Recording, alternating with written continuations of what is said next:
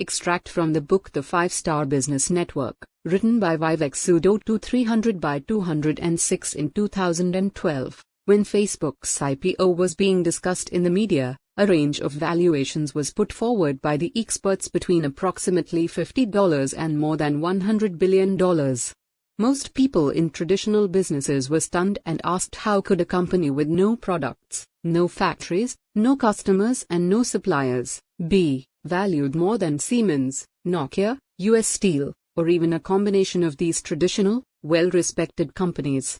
The pundits declared the basis of valuation as the network effect and left it at that, leaving people to decipher what exactly the network effect is and exactly how does it lead to a valuation of tens of billions of dollars.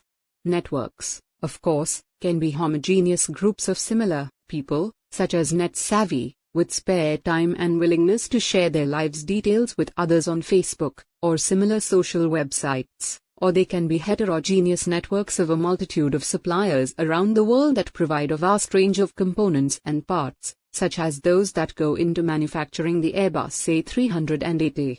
Networks can even be a combination of homogeneous entities and heterogeneous groups, or vice versa.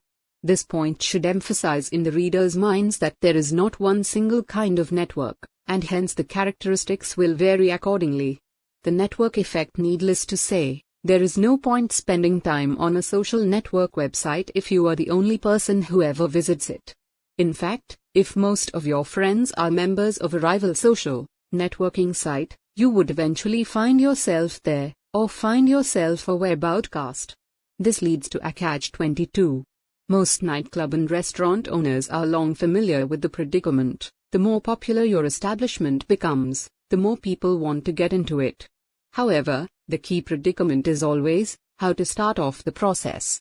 An excellent book, The Tipping Point, by Malcolm Gladwell, discusses this phenomenon in great detail and attributes it to the 3 rules: getting the first movers, law of the few, the mavens, the connectors and the salesmen, the stickiness factor, simple ways to make things memorable, and the power of context, small factors in the environment and the relationships that create and sustain impetus. If you have not yet read the book, I highly recommend it. It is neither advisable nor possible to paraphrase the excellent content, and Gladwell's writing style is extraordinarily eloquent. So, with every new addition to a network, it becomes a little bit more valuable. This continues to happen until the network reaches a tipping point, a point at which it suddenly becomes a lot more valuable. After this point, the network will generally race past all its rivals and become a de facto standard in its realm. Whether it is a question of which social network website to frequent, or which type of keyboard to use as a standard, the more popular QWERTY or the more efficient Dvorak style, or which type of cooling systems to use in the nuclear power plants, light water, heavy water or gas-cooled, the decision almost always rests on the network effect. Ball 4191999_640 Conclusion. Networks thrive on trust. They succeed where trust-building mechanisms are strong and well adhered to. Well-functioning business networks incorporate a secret source, the power that goes beyond the synergy, the multiplier effect, into the realms of synchronicity. Besides, business networks allow businesses to be simultaneously strong in their core strengths and live with their own weaknesses. The other members of their business networks make up for their weaknesses.